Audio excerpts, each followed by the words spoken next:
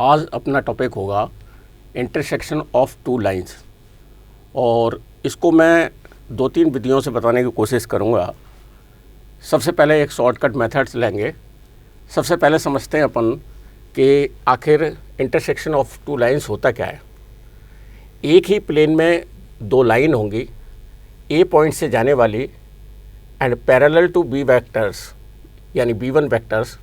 ऐसी दूसरी लाइन है A2 पॉइंट से जाने वाली and parallel to B vectors.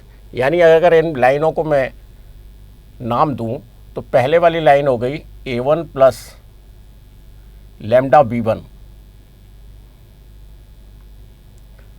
And second line हो गई R is equal to A2 plus mu B2।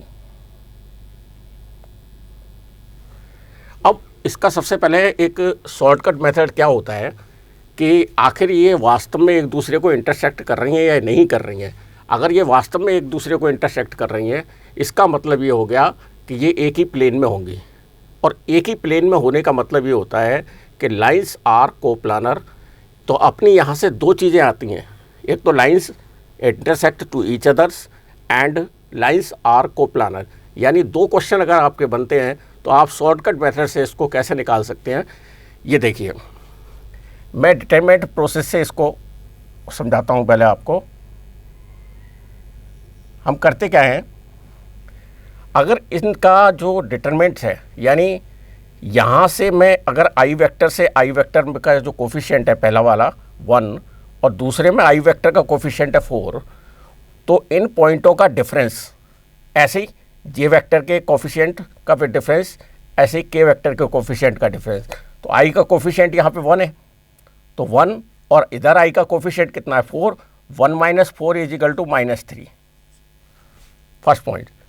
Next है जे का कोफिशिएंट यहाँ पे 2 है और जे का कोफिशिएंट यहाँ पे 1 है, तो 2 में से 1 गया तो आपका 1 बचेगा। ऐसे यहाँ के का कोफिशिएंट 3 है और यहाँ के का कोफिशिएंट कुछ भी नहीं है, तो 3 माइनस 0 इज इक्वल टू 3। अब आ जाते हैं जो पैरेलल वेक्टर्स हैं, उसमें अपने को क्या करना है कि पहले पैरेलल वेक्टर्स का मतलब है कि ये इस लाइन के DRS है, डायरेक्शन रेशोज हैं। तो पहली लाइन के DRS 2, आई का कोफिशिएंट जे का कोफिशिएंट 3 एंड के का कोफिशिएंट 4। ऐसे यहाँ पे आए अपन दूसरी वाली लाइन के DRS हैं आई का कोफिशिएंट 5, जे का कोफिशिएंट 2 और के का कोफिशिएंट 1।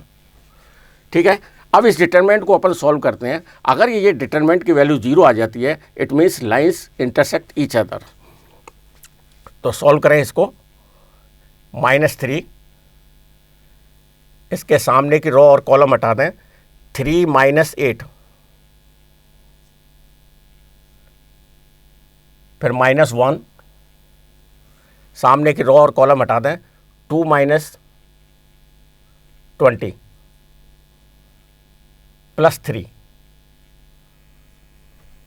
के सामने की रो और कॉलम हटा दें। 4 माइनस 15। नाउ 5 मल्टीप्लाई माइनस का 5 और 3 15 हो गया। 20 में से 2 माइनस का 18 प्लस का 18 हो जाएगा और ये माइनस का 11 और मल्टीप्लाई 3 यानी कि माइनस का 33। तो अपन देख रहे हैं 15 प्लस 18 और -18 -33 यानी कि ये आ गया आपका 0। इसका मतलब ये हो गया, ये शॉर्टकट मेथड है, lines are coplanar and lines intersect each other. Second method में अपन आते हैं। अगर बाई चांस वो ये पूछ लेता है कि इसके पॉइंट्स क्या होंगे, इंटरसेक्टिंग पॉइंट्स, इस पॉइंट को कह रहा है वो, ये हमारा कॉमन पॉइंट्स है यानी ये आर वेक्टर है। यहाँ पर इसका मतलब ये हो गया कि ये दोनों लाइनें हैं ना, इस पॉइंट पर आकर के ये इक्वल हैं। तो अगर मैं इसी एग्जाम्पल को यहाँ लेते हैं अपन, तो दोनों को आर वेक्टर्स को इक्वल कर देंगे अपन, यानी i + 2j प्लस 3 के plus lambda 2i plus 3j plus 4 के, और ये इक्वल होगा 4i plus 5j plus mu 5i plus 2j plus के। क्योंकि ये कॉमन पॉइंट है अपना r, इसका मतलब ये है कि ये दोनों वेक्टर्स अपने इक्वल हैं। अब यहाँ से अपन ij के में 3 इक्वेशन फाइंड आउट करेंगे, उनमें से 2 इक्वेशन देखेंगे कि अपने लैम्डा और म्यू की वैल्यू क्या आती है, और उस वैल्यू को अपन तीसरी वाली इक्वेशन में रख देते हैं। अगर वो इक्वेशन सेटिस्फाइड हो जाती है तो यही बात फिर दोबारा से आ गई कि lines are intersect each other and coplanars. Now I का कोफिशिएंट यहाँ 1 है, यहाँ आई का coefficient 2 lambda equal to I का कोफिशिएंट 4 एंड आई का कोफिशिएंट 5i। नेक्स्ट लेते हैं कोफिशिएंट ऑफ आई।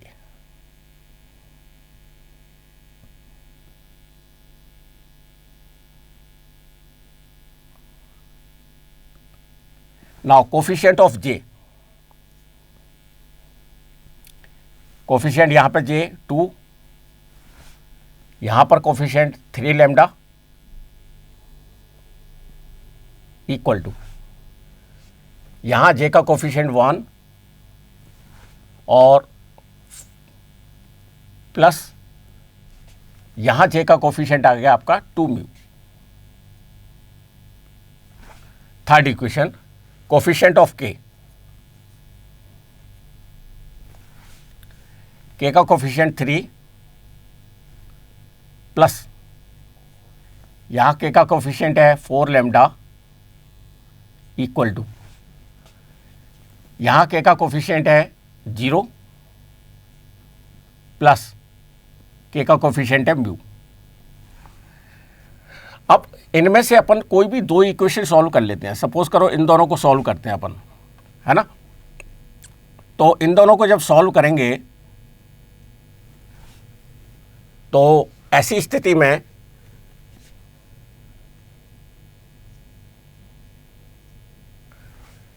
लैम्डा और म्यू को सॉल्व करते हैं तो लैम्डा और म्यू की वैल्यू क्या आती है, यहाँ से लैम्डा और म्यू में ले जाए इधर तो 2 lambda plus 5 mu equal to 3। Equation number 1 ऐसे ही दिए 3 लैम्डा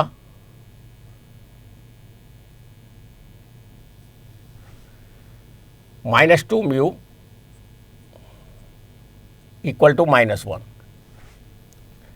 इसको सॉल्व करें, सॉल्व करेंगे तो यहाँ अपन ने मल्टीप्लाई कर दिया 2 से और यहाँ मल्टीप्लाई कर दिया 5 से, तो ये हो गया, दोनों तरफ मल्टीप्लाई कर रहा हूँ मैं, तो 4 lambda minus 10 mu equal to 6।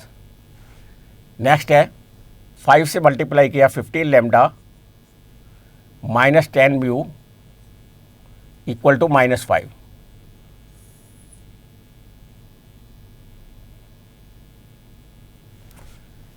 Minus कर दें इक्वेशन को,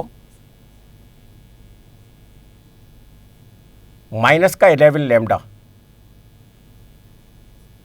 इक्वल टू हो गया 11, यानी लैम्डा इज इक्वल टू आ गया -1।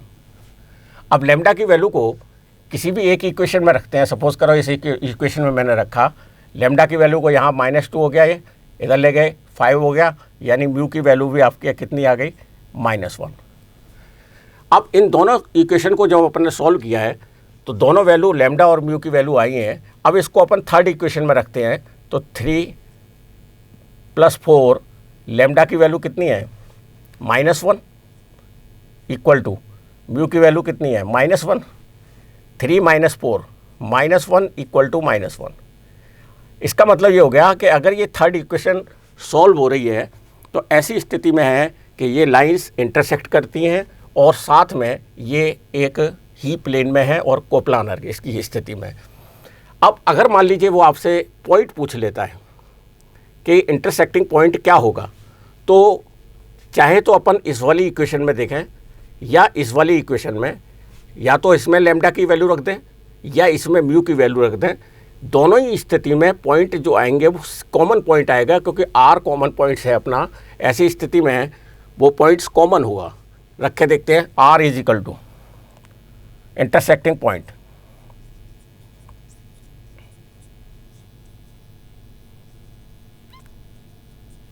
इंटरसेक्टिंग पॉइंट में लैम्डा की वैल्यू रखें। R is equal to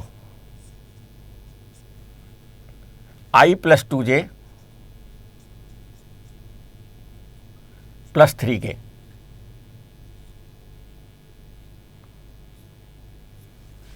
lambda की वैल्यू है अपनी -1, 2i plus 3j plus 4k। देखें, माइनस का 2i प्लस का i माइनस i,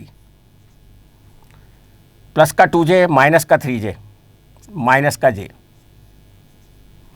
प्लस का 3k माइनस का 4k माइनस का k। यानी अपना जो इंटरसेक्टिंग पॉइंट आया वो आया -i minus j minus k। इसको अपन ऐसे भी लिख सकते हैं -1 एंड -1। तो आज अपने सीखा है कि intersection of line, two lines होती है शॉर्टकट मेथड्स, जिसमें अपने को ये पता चलता है डिटरमिनेंट को सॉल्व करने के बेस पे कि हम जब सॉल्व करते हैं तो उसका डिटरमिनेंट यदि 0 आता है तो लाइन इंटरसेक्ट करती हैं, साथ में लाइन कोप्लानर्स होती हैं। अगर वो इसी चीज़ को वो ये कहता है कि अगर इंटरसेक्टिंग पॉइंट है तो इससे इंटरसेक्टिंग पॉइंट नहीं आएगा। इंटरसेक्टिंग पॉइंट में अपने को क्या करना है, दोनों वेक्टर्स को इक्वल कर देना है। इक्वल करने के बाद में वहाँ से लैम्डा और म्यू में 3 इक्वेशन आएंगी।